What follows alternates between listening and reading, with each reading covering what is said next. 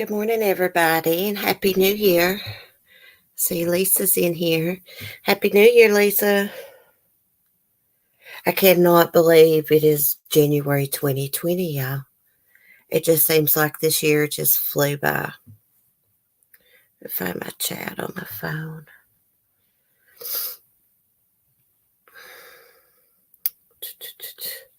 I didn't even watch the ball drop last night, y'all. I was in bed. Hey, Will. How are you? Hope you and your fam had a good New Year's Eve and Christmas.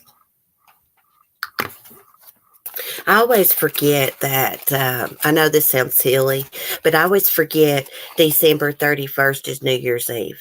I always forget that. I always just call it like New Year's, but it's actually New Year's Eve. I'm still sick, but I am a lot better than I was, thank God. The flu sucks. It's really messed up a lot for me. Christmas, everything. It's a bit sucky. Hey, Mel Mel. Happy New Year. So the ID channel tonight, guys, is having a special on Eileen Wuornos. And it's going to be sharing never before seen letters. They're going to be reading them that Eileen wrote to her friend, her childhood friend. They reconnected after Eileen was arrested and stuff. And the public's never heard these letters. According to the ID channel, they've not. I've never seen them either. So that's going to be on tonight. I believe it is 10 p.m. Eastern time. I think it's about a 2-hour episode too. It's going to be interesting to see what those letters say. Poor Eileen had just such a horrible, horrible life.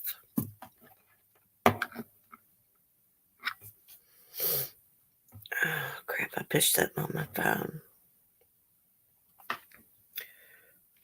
I seen where the Cheryl Coker disappearance, they think it's a murder, and they're saying now that her husband is a suspect. Now, I didn't follow that case too much, just here and there. That actually happened before I had a true crime channel, but I didn't follow it on the news. I saw little bits and pieces of it, and I seen some of the husband's interviews that he did. Well, it was an interview with a reporter over the phone that he did. It was kind of strange. He's a suspect, in my opinion. They were married for 19 years.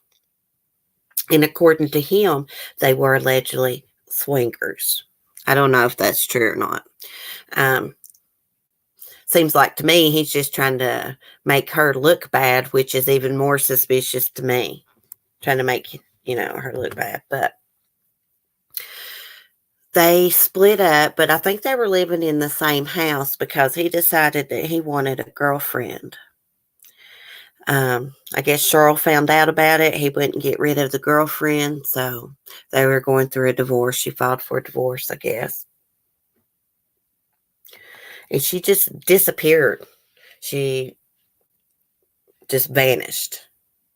Her car, I think, was parked nearby in a parking lot.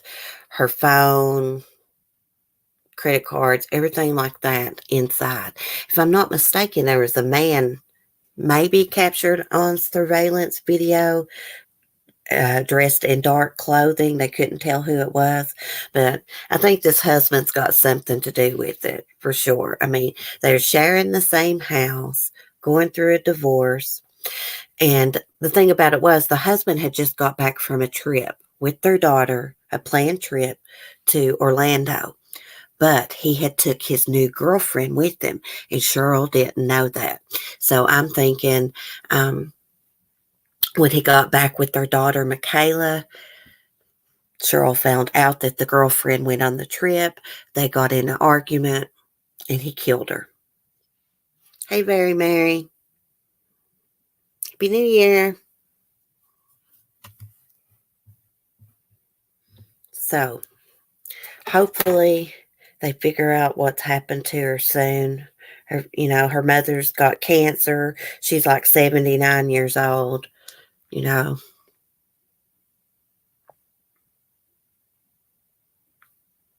Okay, my headset, it keeps disconnecting.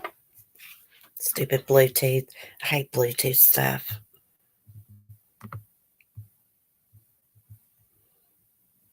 Trying to get that off the screen.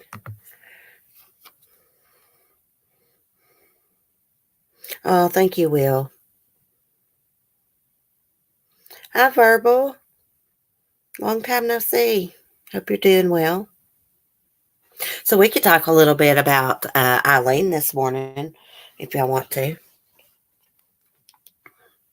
Let me pull up something about her. We can talk a little bit about, how she grew up and stuff. I was reading about it this morning to give us something to talk about.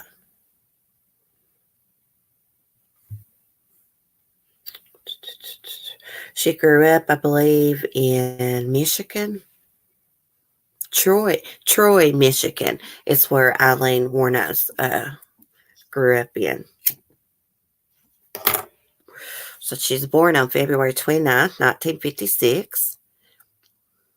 Her Finnish mother, Diane Wuornos, was 14 years old when she married Eileen's English American father, Leo Dale Pittman. She has an older brother named Keith, who was born in 1955. So Eileen never met her father. He was incarcerated at the time of her birth, and he was diagnosed as having schizophrenia.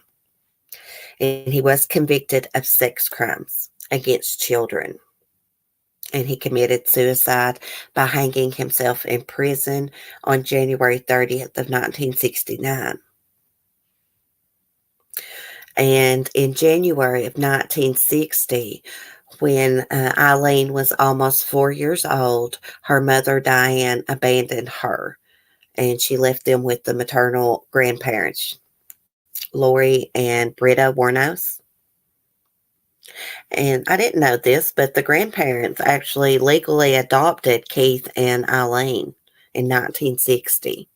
Good morning, Sharon. I didn't see you. Come in, sorry. And it says, by the age of 11, Eileen began engaging in sexual activities in school in exchange for cigarettes, drugs, and food. She had also engaged in sexual activity with her brother. Eileen said her alcoholic grandfather had sexually assaulted her and beaten her when she was a child. Before beating Eileen, he would force her to strip out of her clothes. And by 1970, at the age of 14, Eileen became pregnant, having been raped by a friend of her grandfather's. Now, Eileen gave birth to a boy at a home for unwed mothers on March 23rd, 1971. And the child was placed for adoption, and nobody knows where he went to. But a few months after her son was born, she dropped out of school. And about the same time, her grandmother died of liver failure. Her grandmother was an alcoholic. When she was 15, her grandfather threw her out of the house, and she began supporting herself as a prostitute and living in the woods near her old home. Now, this was Michigan, and in the wintertime, can you imagine this young girl out living in the woods? Now, when she would prostitute to these men when she was in Michigan, sometimes they would rent hotel rooms and let her sleep and shower there. I guess some of them took pity upon her. Hey, Alex, I missed her too. Happy New Year. Yeah, slept in the woods. And this is why she hitchhiked down to Daytona, down to Florida.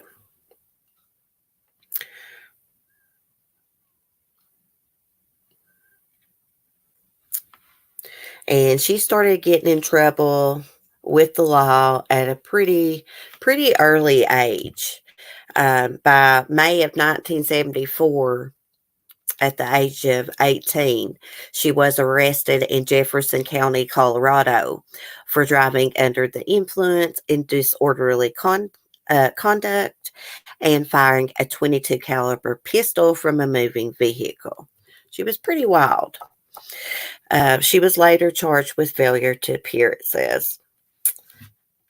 And in 76, she hitchhiked to Florida, and she actually met a guy there, Lewis Gratz. He was 69 years old. She met him at a yacht club, or he was a yacht club president. Lewis Gratz-Feld, that's his name. They married quickly, and announcement of their nuptials was printed in the local newspaper society pages.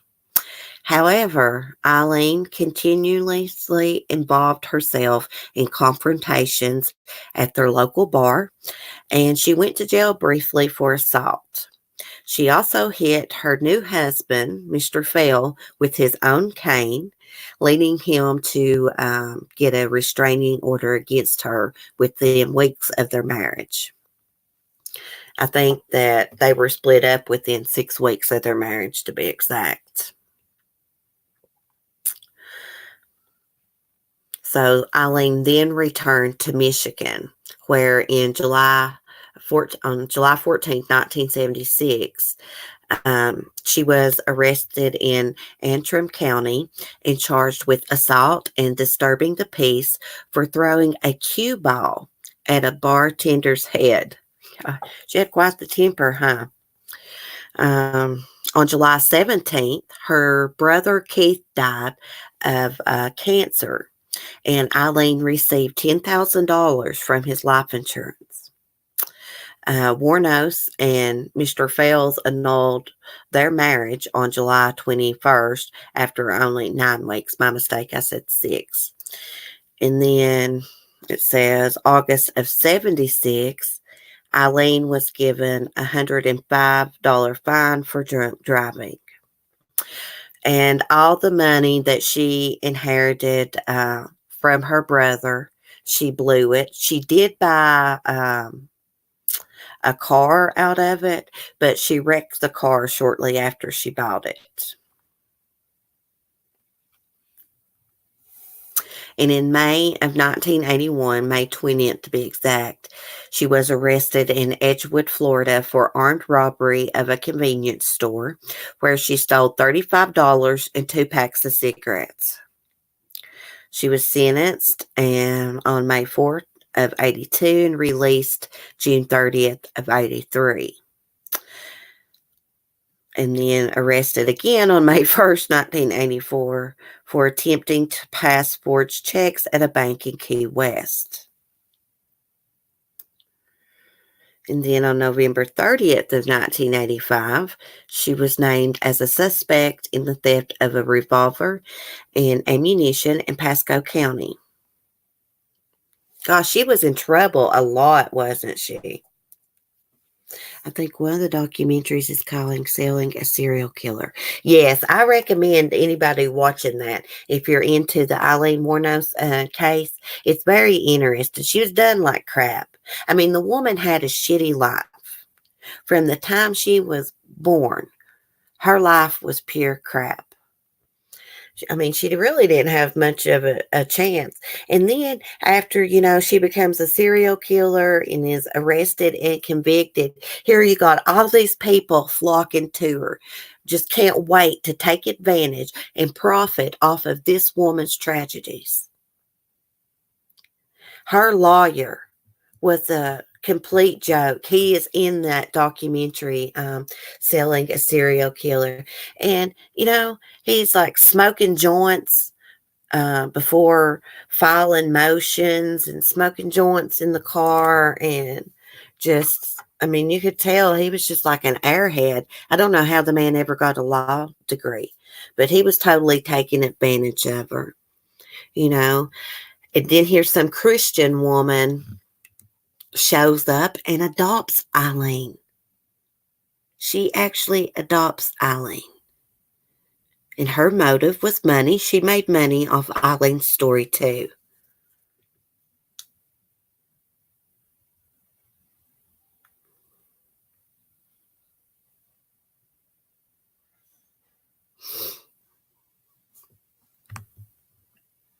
I think the guy that done that documentary, selling a serial killer, I think he got to visit with Eileen before she was executed. I'm gonna have to mute. I got a cough, guys. Okay, excuse me. Okay, let's get back to her early history before she met Ty. Okay, what did we say the last thing she did was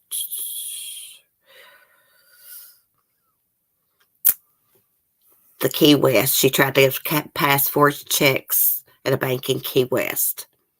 And then in November of 85, she was a suspect in the theft of a revolver and ammunition in Pasco County. I'm just wondering if that's the same revolver that they're talking about that she used to kill the men with. I'm wondering if that's where she got that gun.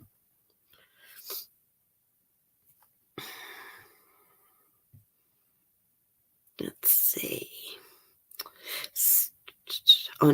So she met Tyra around 1986.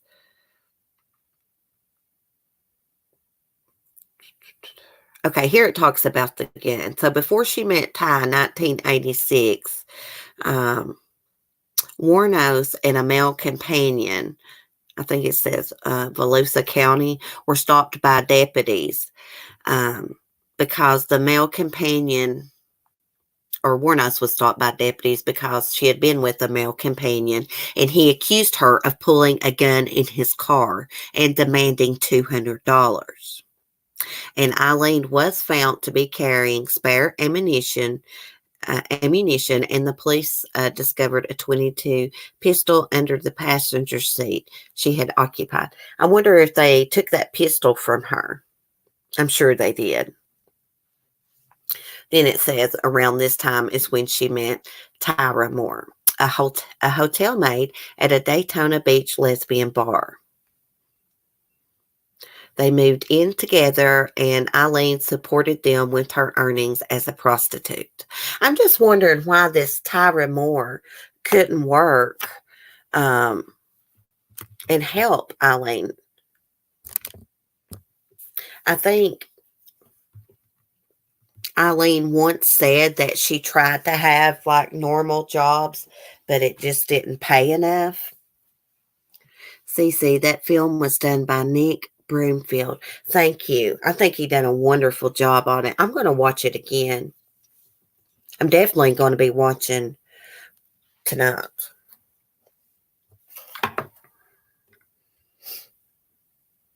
So I think her and Tyra were together for a while, weren't they? Like from 1986, I think, to 88, 90 something. When was her first victim killed?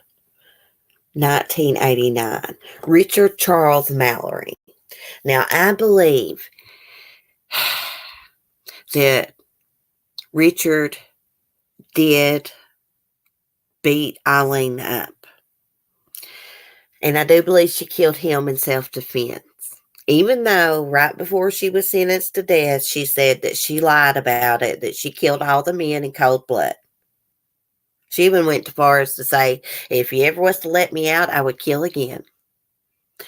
But I think that Eileen was tired of being on death row. is why she done that. But I think this is what triggered all the other murders. I think this gave her some kind of PTSD, and with her past history and trauma and childhood and all that, I think that's what triggered her into these other murders. A lot of people said, oh, she murdered them because she was robbing them. Well, I don't think that. I think that, yeah, she took their money after they were already dead, but I don't think she planned to kill those men just to take their money.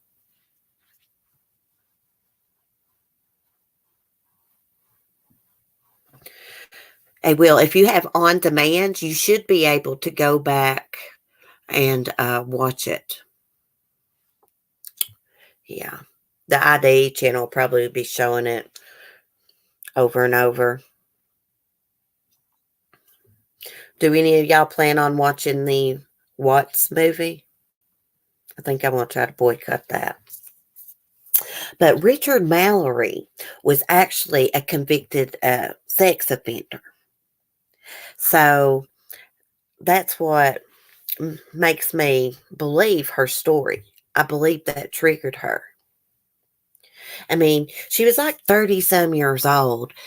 You would think, like, if she was just going to rob people and murder them and be the serial killer like that, she would have done it way before then. I think this triggered her. And then when she went with the next guy, David Andrew Spears, she probably maybe had some PTSD and flashbacks, and then she started murdering. Nope, Alex says. Alex don't agree with me. Oh, are you talking about the Watts movie? Oh, okay. My bad. No Watts movie for me, Verbal. Happy New Year, Love Hollis. I have always felt bad for Eileen. Everybody called her Lee. And I just feel like that she really was a product of her environment. You know, I've saw these prosecutors and stuff on TV and stuff say, well, there's a lot of people with tragic childhoods and stuff, and they don't grow up and become prostitutes and serial killers. Well, you know, it's easy to sit back and judge someone like that. But some people, you know, everybody's mind works different. Just think about what else she had been through. She had been raped and beat and talked to like a dog and made sleep out in the cold. She was raped and got pregnant and had to give her baby away. You know, she didn't even get to see that baby. As soon as she had that baby, it was took and gone, and she never laid her eyes on it again. And if I'm not mistaken, she didn't even get to hold it. You just got to think about all those things. And that Governor Bush, he signed the thing to have her killed. Like, you know, because people like that, they just look at Eileen as just a monster and a prostitute that's not worth anything. I think people looked at Eileen like that her whole life.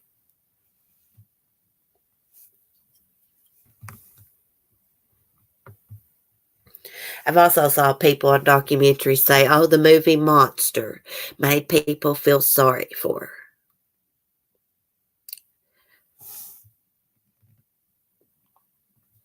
Yeah, of course it did. It did make people feel sorry for her. It made me feel sorry for her.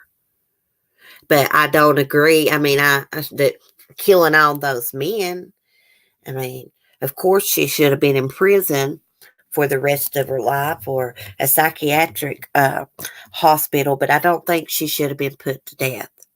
I mean, when she was on death row right there at the end, I mean, she had all kinds of things in her head. What was it she said that they were doing? Some kind of frequencies or something in her cell to mess with her brain.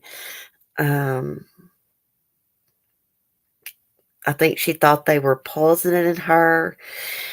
And I believe Eileen was schizophrenic. Schizophrenia is hereditary. And girls are more susceptible to schizophrenia to inheriting it. I know this because schizophrenia runs in my family. My grandfather had it. But Eileen's father was schizophrenic, so she could have inherited it from him.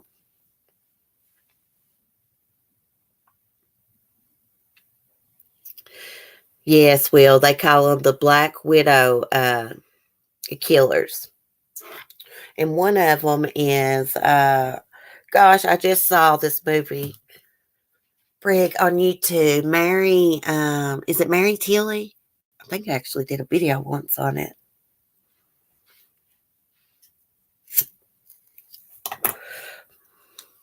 Verbal, being abused for so long and so young, pregnancy by rape, forced to give up the child alone, might send someone off a cliff. Right. And, and here Eileen finally did find someone that she loved. Tyra Moore. Ty. What did Ty do? She betrayed her. Ty knew a lot more about those murders. I believe she knew Eileen was killing. She could say she didn't. I believe she testified that Eileen did tell her about the Mallory guy that she shot, but I believe that she knew about all of them. And I'd love to go back and watch Eileen's trial. That'd be interesting to watch.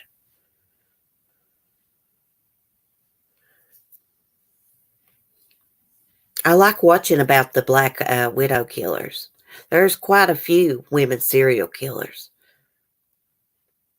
People always just think of serial killers as men, but women do it too. I believe Eileen Wuornos was Florida's first female serial killer.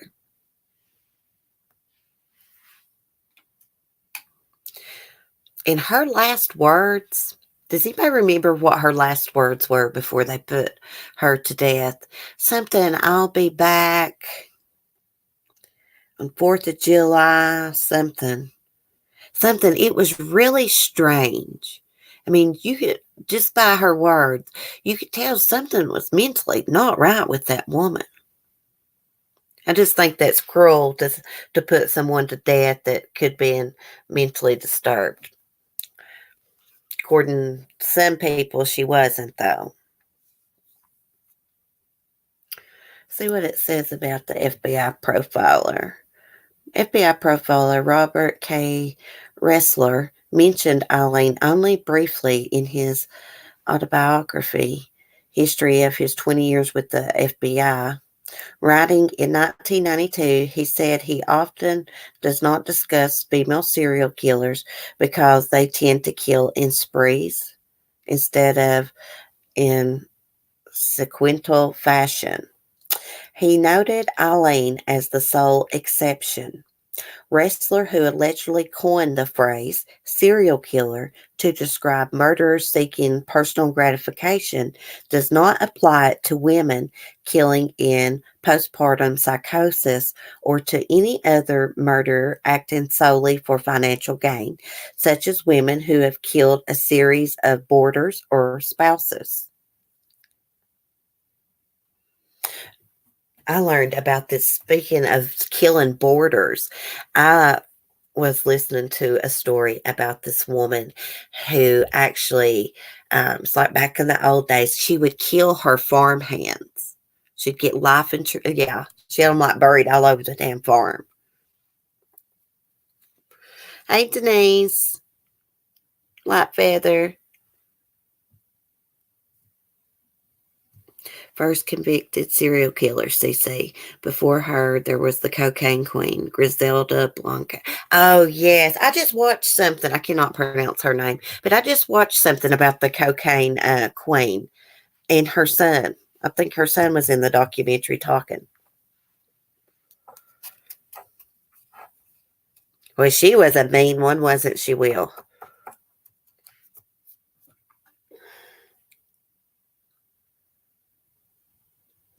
I'm just wondering what the, experts, surely they had to have her evaluated and stuff. It says, Eileen's crimes are consistent with the psychopathology model of women who kill. She was considered to have a psychopathic personality. Using the psychopathy checklist, Eileen was found to have psychopathic personality with a PCLR score of 32, with the cutoff score of psychopathy being 30 in the United States. Eileen also allegedly met the criteria for both borderline personality disorder and antisocial personality disorder. Much of her childhood sexual abuse and career in prostitution are have said to have damaged her. And it could be seen that traumatic experiences throughout most of her young life could play a part in Eileen's psychological state, including her biological mother's departure, as well as her grandmother ignoring the abuse she endured from her grandfather, thus leading to the lack of development of a mother-daughter bond for Eileen as a young girl. The damage was then made worse by both Eileen and her brother. Believed, okay, so it was made worse because Eileen and her brother believed that their grandparents were their biological parents until the age of 11 when they learned it was not the case. And they're saying that which further damaged the relationship between Eileen and her adopted parents. Eileen was also known to have early behavioral problems, such as an explosive temper, which limited her ability to make friends, as well as making it increasingly difficult to maintain relationships. And I'd say that she had an explosive temper because she had so much anger in her because she was being abused. It's my opinion. Her traumatic upbringing, including physical and sexual abuse, have been partially linked to the development of borderline personality disorder. Such severe trauma can also interrupt the development of the mind and result in primitive, dissociative, and splitting defenses to ward off the intensity of emotional and sexual stimulation that cannot be integrated as a child. I hope I pronounced that. Integrated. Oh, yeah. Okay. That's enough fancy words for me today. Oh, yeah. Someone was rude to me today about my voice. Miss, I don't know. I think they're a troll or something. I can't help I'm sick. I didn't realize, that was such a problem. People are just so rude. And they got a troll name. What was it? Dasher and Dancer. And I was just like, get a life, people. I can't help how I talk. But I'm pretty sure I know who that troll is, and it's somebody from this community. I'm not going to say on here, but I'm pretty sure I know who it is. I'm going to try to see. But anyways.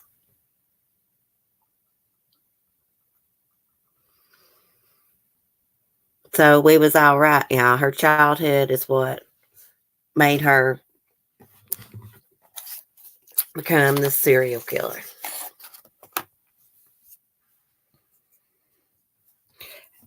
I got told, you fat, lazy slob, get a job.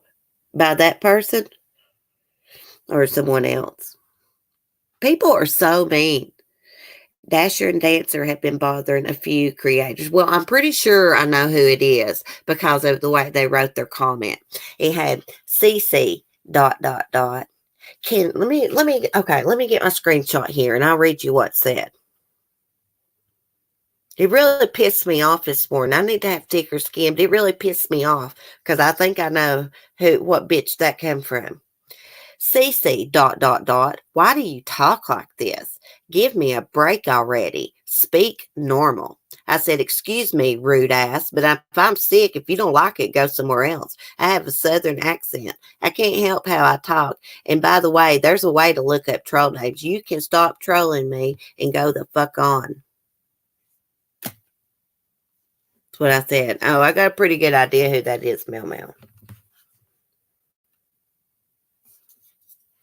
I mean, I went back and listened to my video. I was talking low. It's when I did that mer baby, about that mer baby having cocaine in its head.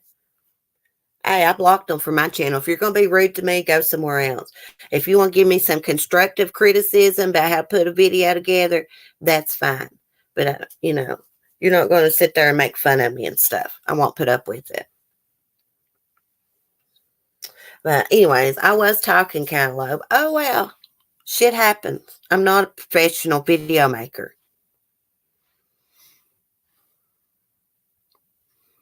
Yeah, Lisa, who I told you this morning in private, that's who I think it is. I'm pretty sure. And I was thinking, I've seen them people before, I believe, on my channel, long time ago.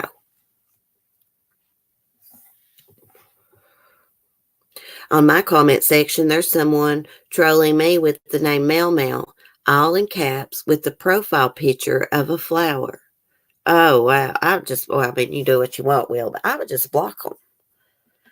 I mean, if you want to give some criticism, that's fine, but you don't sit there like, why do you talk like this? Well, why do you comment like this, bitch? That's what my husband, I was telling him about it. He's like, I wouldn't even worry about it. You don't know him. I was like, what made me so mad is I believe I know who it is. That's what made me mad. Denise, I'm from Georgia, so yes, I have an accent as well. Yeah, I mean, we can't help how we talk, can we, Denise?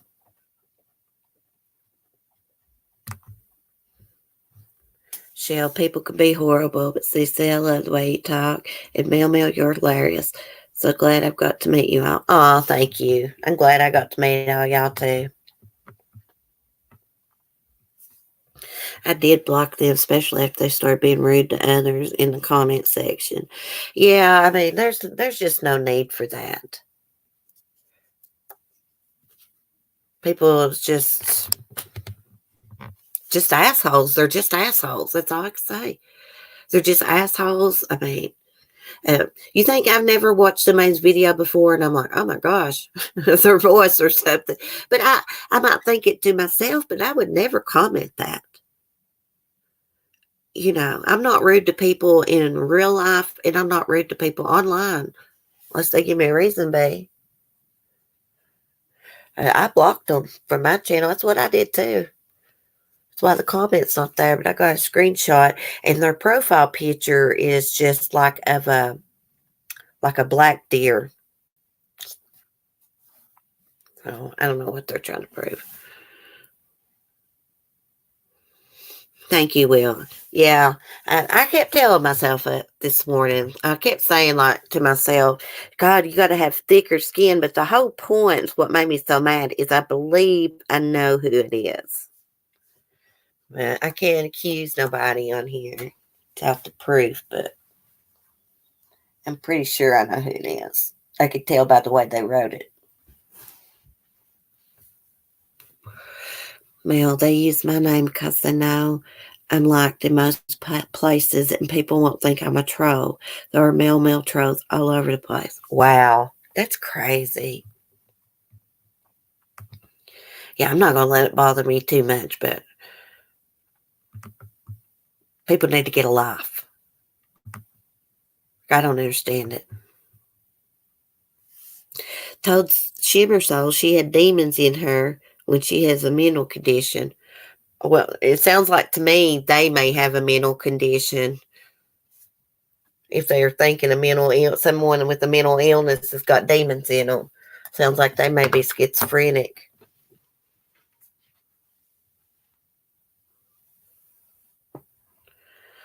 Yeah, verbal. Go do something productive, he says. Losers. Oh my goodness. People are freaking nuts. Guys, I don't have content. I'm disabled and pretty much homebound. YouTube has been such a blessing because of the people I've met. Oh, you know what? I hear a lot of people, they'll say, oh, well, they don't have any content on their channel, but not everybody's a content creator. You know, not everybody creates videos. I hate when I hear people say that. Oh, well, you don't have any subscribers. Well, there's a lot of people on YouTube that don't have subscribers because they're viewers. They don't want to have subscribers. So that's annoying when I hear people say that.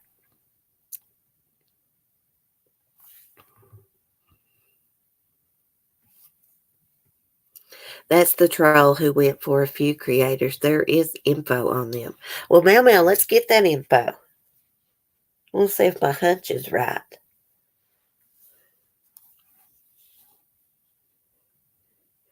Just crazy how they do that shit. I don't know how to do anything on here. I don't know how they track them troll names, but it's pretty cool that they can do it.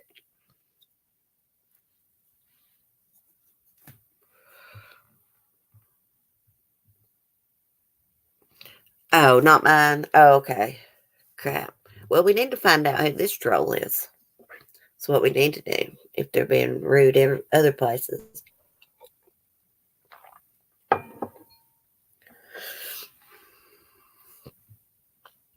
Red Ruby, Dasher, and Dancer. Oh, I thought Mel was talking about them.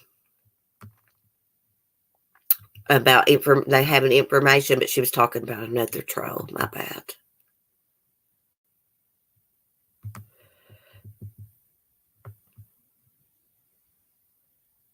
Your troll isn't the same one we're talking about. Oh, okay, Mel. I got you. Yeah, well, they have commented on my channel before and not been rude. I'm pretty sure. About positive. It's been a while ago though.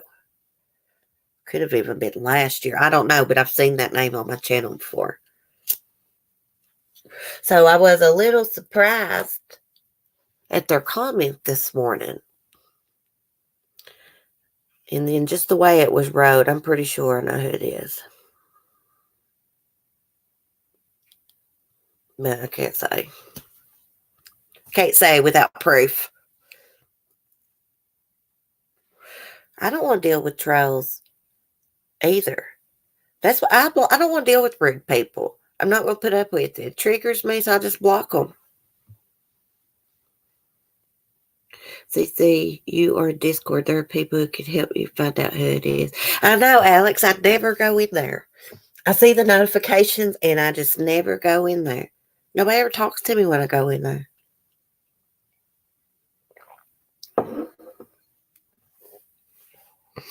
I don't know who Shimmer Soul is, Red Ruby. I have to say, over the holidays, I haven't been on much. Betty, I hadn't really been on. You know, I'd pop on for a second and then just get right back off because I've been really, really sick. But I tell you, I was surprised when I got on the other day and found out that a man had threatened Lemonade's son. So allegedly, there's some kind of sex predator on here. I was like, damn, you miss a little bit of YouTube and all kinds of crap happens. Now, I don't know all the details on that. Something about would like to rape Lemonade's son or something. I was like, oh my gosh. Yeah, you could, yeah. I thought about turning the comments off, but you know, my regular viewers, I like for them comment and stuff. I find it easier just to just block the trolls. Now, on one of my older videos, people are still arguing on that video over the Chrisleys when they first got in trouble for their taxes and all that. There's people and they're still arguing, so I just turned the comments off. Oh, okay, Alex. Yeah, message me. And we'll figure out who it is. I want to know. Very, very. Yep, he isn't a good guy. I don't know this guy, and I don't want to know him. Don't want him on my channel. Don't want nothing to do with him, because that is sick. If someone told me something like that about my son, I'd be contacting authorities, because that is crazy. That's sick.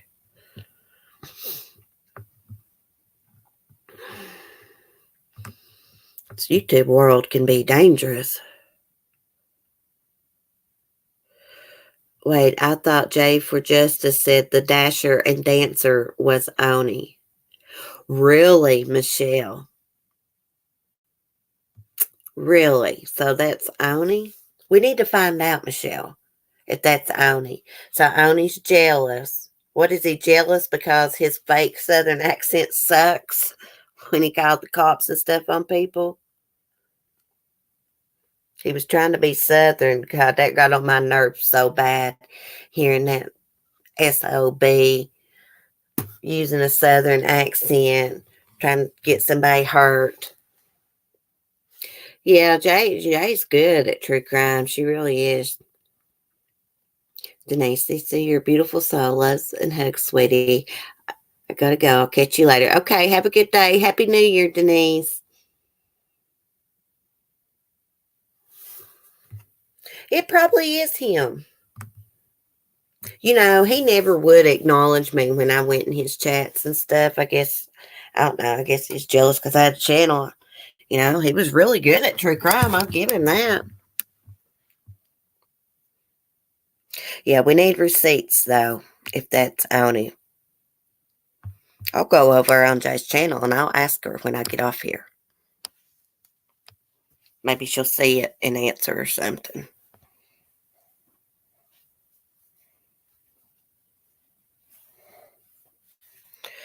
Well, guys, I think I'm going to get off here. I got some things to do. I may see y'all in the morning, hopefully. Have a good day. Happy New Year. Y'all be safe, be kind, and peace. Love all y'all. If y'all find out anything about that Dasher and Dancer, let me know.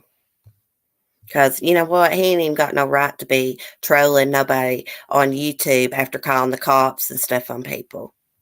Piece of crap. Anyways, bye guys. Love y'all.